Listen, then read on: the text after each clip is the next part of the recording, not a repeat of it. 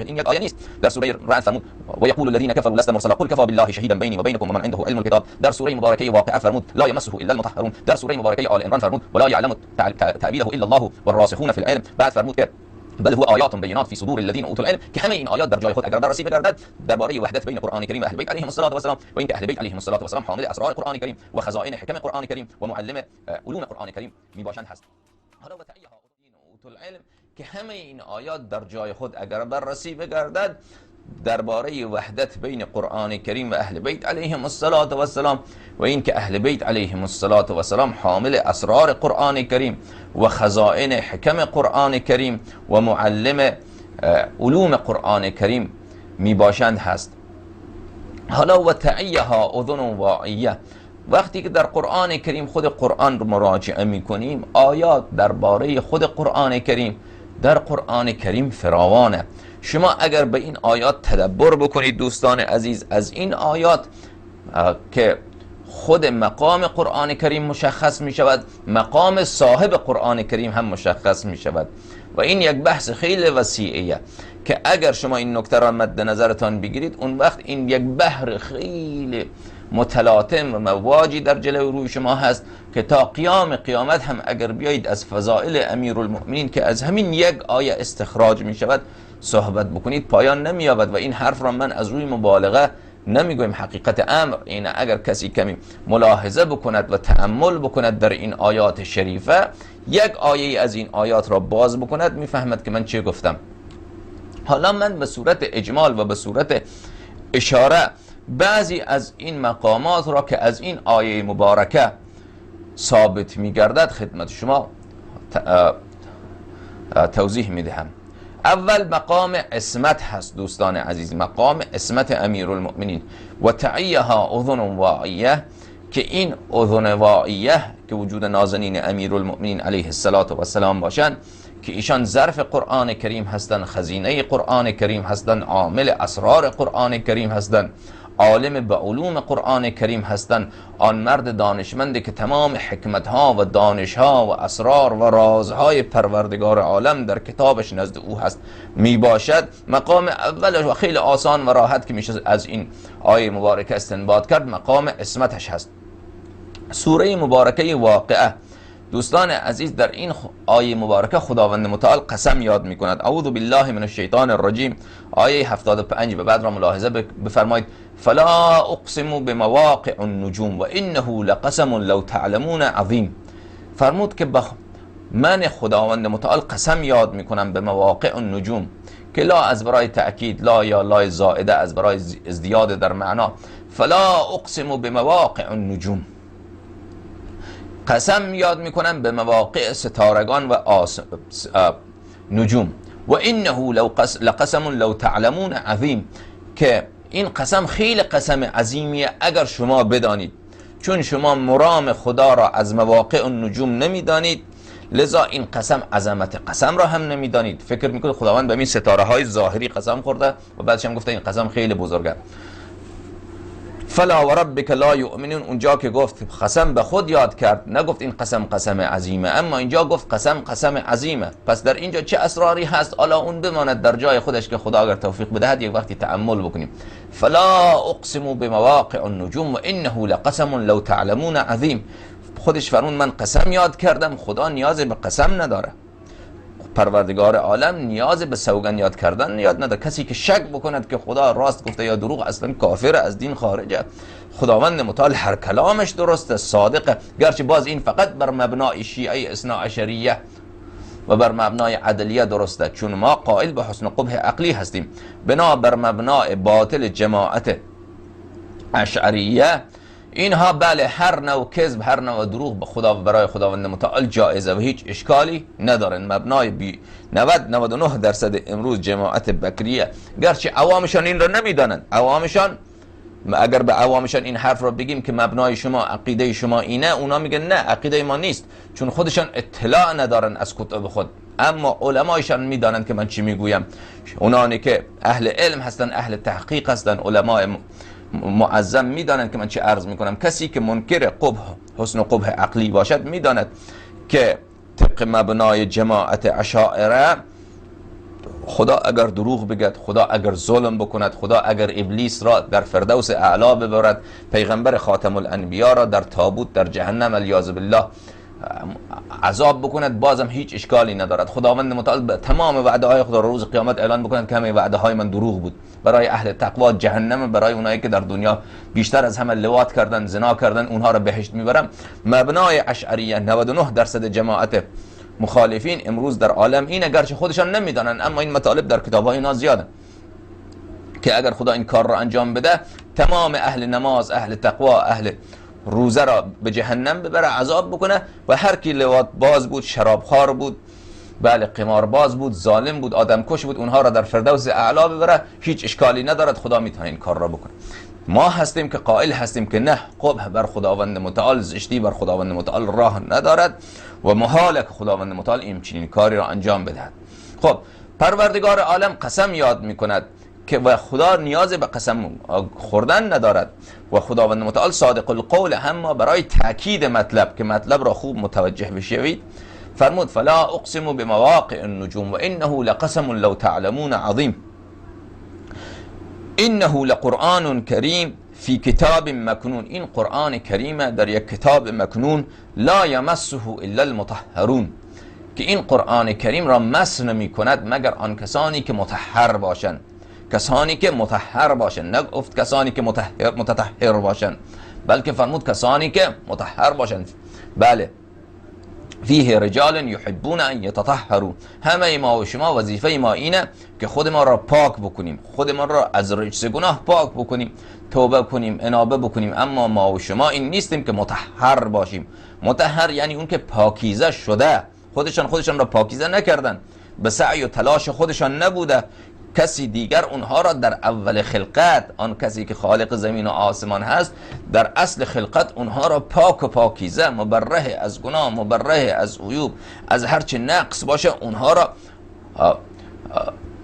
پاک و پاکیزه، مربه، منزه و مبرهه از اونها آفریده، در اصل خلقت پاک باشن. خب لا یمسه الا المطهرون. اصلا این قرآن کریم مقام باطن آن، مقام نورانیت آن، اسرار آن، تعویل آن را کسی اصلا مس نمی کند مگر این که معصوم باشد، مطهر باشد، در او هیچ گناهی راه نداشته باشد، هیچ عیبی راه نداشته باشد، خطا، نسیان، ظلم در او راه نداشته باشد. خب وقتی که امیر المؤمنین علیه السلام نه تنها قرآن را مس کرده، بلکه و تعیها اذن واعیه، بلکه سینه او مخزن تمام قرآن کریم هست، وجود نازنین او حامل تمام خزائن قرآن کریم هست، او که باید مطهر بودن او فوق هر تطهیر هر مطهر دیگر باشد، طهارت او، عصمت او فوق طهارت هر معصوم و هر مطهر دیگری باشد. آن کسی که درباره او قرآن فرمود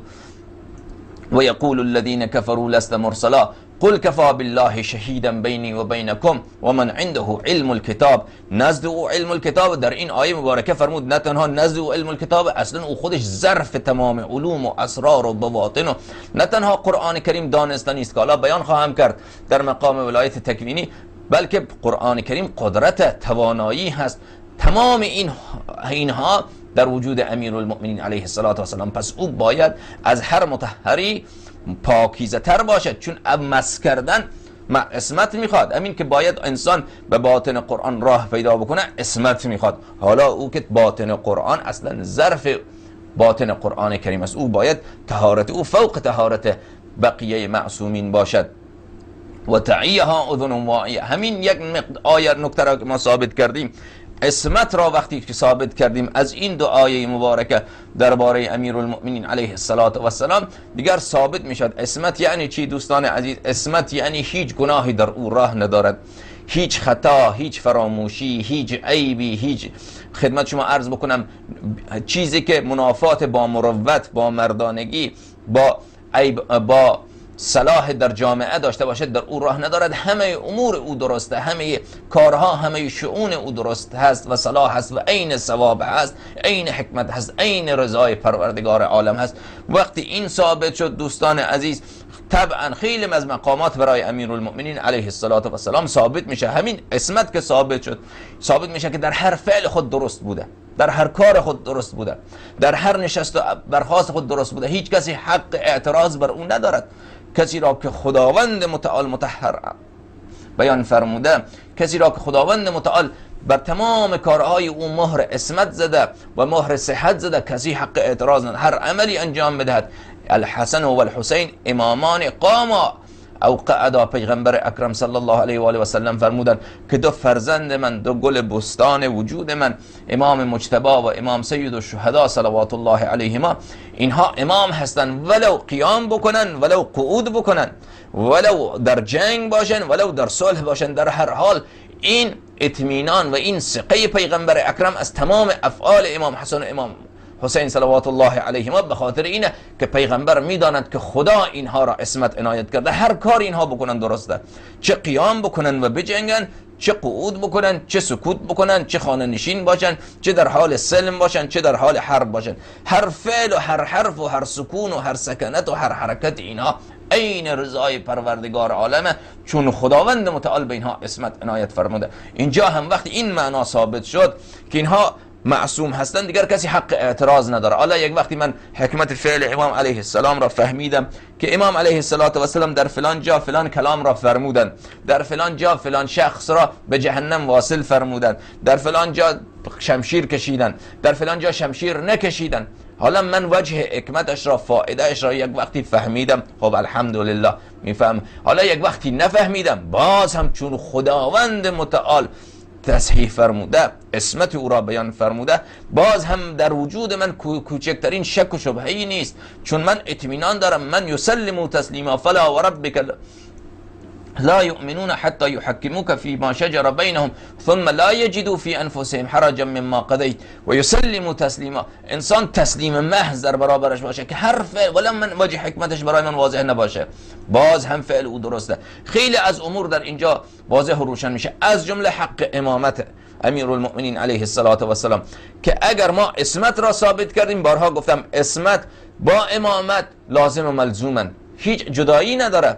ببینید دوستان عزیز، هر کسی در دنیا اگر برای شما ثابت شد از کلام پیغمبر، از قرآن کریم که این شخص معصومه، یعنی هر کلامی که بگوید درسته، هر کلامی، در خواب، در بیداری، هر کلامی بگوید درسته و هر سکوتی که هم بکند باز هم درسته، رضای پروردگار عالمه. هر امری که بکند حرف خداوند متعال و هر نهی که بکند به خاطر اینه که خدا حرام قرار داده.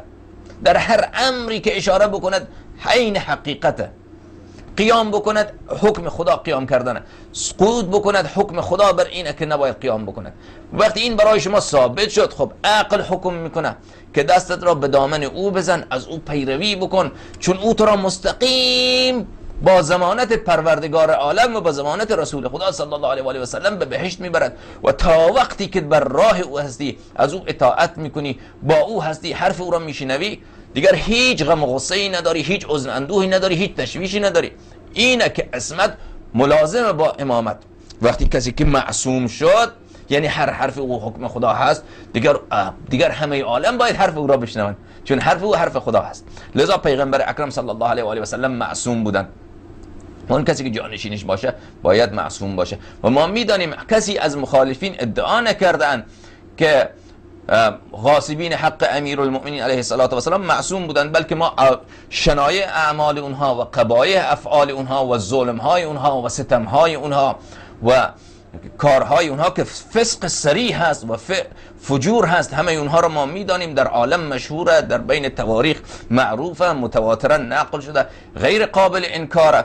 لذا وقتی که معصوم در جامعه باشد، وقتی کسی که عصمت همچنانه‌ای داشته باشد که خدا او را مطهر قرار داده، انت منی به منزلت هارون من موسی، حضرت هارون علیه السلام عصمت داشت. عصمت هارون نسبت به موسی، بله، موسی مثلا چقدر عصمت داشت، هارون به خاطر خلافت او، جانشینی و شراکت امر او عصمت دارد. خب پیغمبر اکرم عصمتش هزاران مرتبه از عصمت موسی بالاتره. پس اسمت امیرالمومنین علیه السلام هزاران مرتبه از اسمت هارون بلندتره، چون که فرق نگفت که شما مانند هارون هستید، فرمود نسبت بین من و تو همان نسبت بین هارون و موسی هست. پس رسول خدا چون مقامش خیلی بلند هست، امیرالمومنین علیه السلام هم مقامش از هارون و از موسی خیلی بلندتر. علی کل حال اسمت که ثابت شد، خیلی از مقامات ثابت میشه، از جمله امامت که حالا بعدش هم حالا من میگم که امامت رو ما از طریق دیگر هم ثابت میکنیم. باز در اسمت از یک آیه دیگر برای شما با ملاحظه آیه و تایید آیه برای شما ثابت بکنم. اعوذ بالله من الشیطان الرجیم در سوره مبارکه لقمان فرمود و انه لکتاب عزیز لا یأتیه الباطل من بین یدیه و من خلفه تنزیل من حکیم حمید. انه لکتاب عزیز، قرآن کریم کتابی هست عزیز، لا یأتیه الباطل، باطل به او راه ندارد، من بین یدیه ولا من خلفه، نه از جانب پیش روی و نه از پشت سر، هیچ باطلی به قرآن کریم راه ندارد. تنزیل من حکیم حمید، یعنی قرآن کریم هیچ وقت باطل خطا در قرآن کریم راه ندارد. وقتی که قرآن کریم اینطوری شد که هیچ باطلی در او راه ندارد، هیچ خطایی در او راه ندارد، آن کسی که او را خداوند متعال معلم قرآن قرار داده، آن کسی که خداوند او را اصطفا فرموده، او را انتخاب فرموده، او را برگزیده از بین تمام خلائق خود که او حامل اسرار قرآن کریم باشد، قرآنی که عصمت داره، الله اکبر، کلام پروردگاره، خدا او را انتخاب کرده که او گنجینه این اسرار قرآن کریم باشد، الله اکبر. خب خیلی واضح و روشنه که این اصلا در ظلم قبیح و ستم هست که انسان یک شیء خیلی نفیس را، شیء خیلی پاک را در یک بستری نامناسب قرار بده که با او مناسبتی نداره، بلکه همون طوری که این شیء نفیسه، این شیء گرانبها هست، باید اون جایی که او را قرار میدهد با او مناسبت داشته باشه که از او حفاظت بکنه، از اون شیء نفیس نگهداری بکنه و هم جنس او باشه و با او مناسبت و مماثلت داشته باشه. وقتی که خداوند متعال امیرالمؤمنین علیه السلام را حامل اسرار قرآن کریم، خزانه باطن قرآن کریم و حامل علوم قرآن کریم قرار داد و قرآن کریم هیچ باطلی به او راه ندارد، از هیچ طرفی و از هیچ راهی عصمت امیرالمؤمنین علیه السلام هم ثابت می شود. اون کسی که حامل این قرآن کریم و این کلام مجید و این حکمت لایتناها هست، او هم هیچ باطلی به او راه ندارد و تمام اعمال او، تمام افعال او، تمام گفتار او عین حق است، عین ثواب هست، عین حرف پروردگار عالم هست، عین قرآن کریم.